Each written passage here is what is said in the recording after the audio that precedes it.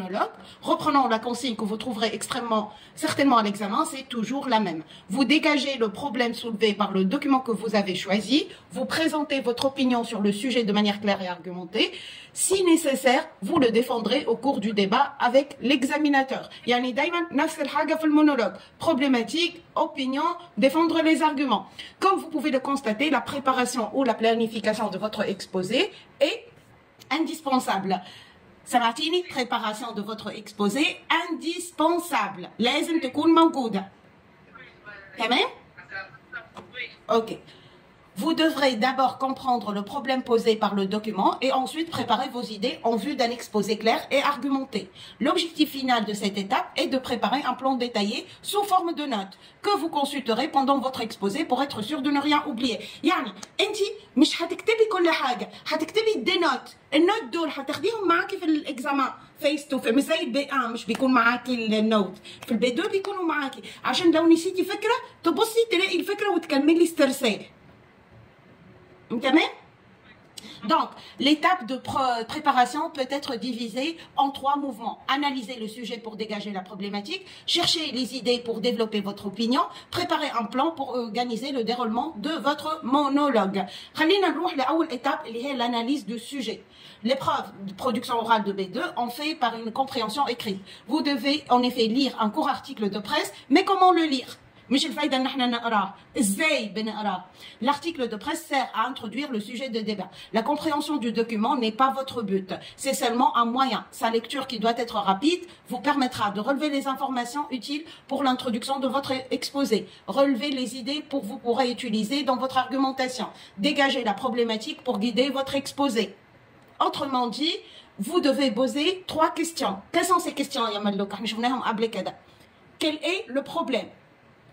Et quel est le problème? C'est quoi le sujet général du document?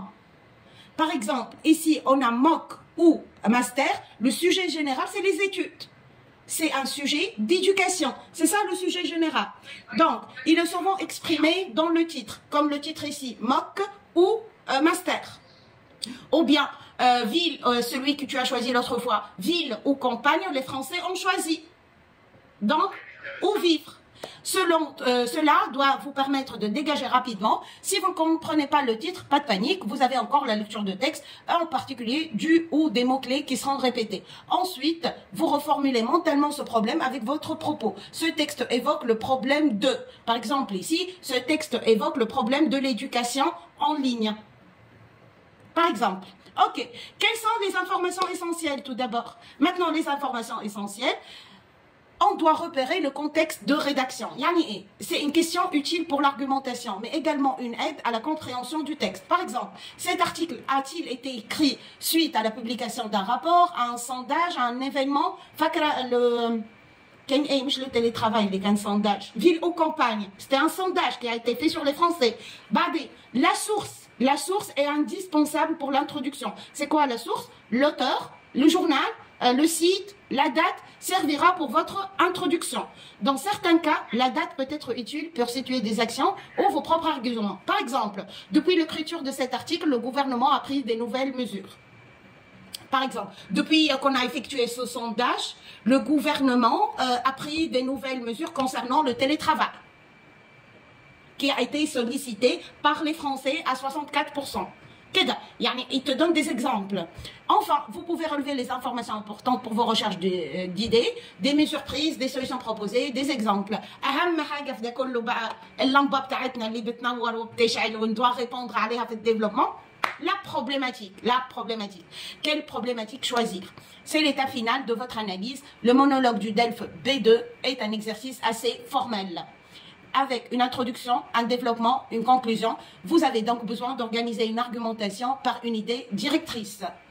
C'est le rôle de la problématique. Je recommande de la formuler sous forme de questions, toujours sous forme de questions. Par exemple, comment lutter contre le réchauffement climatique?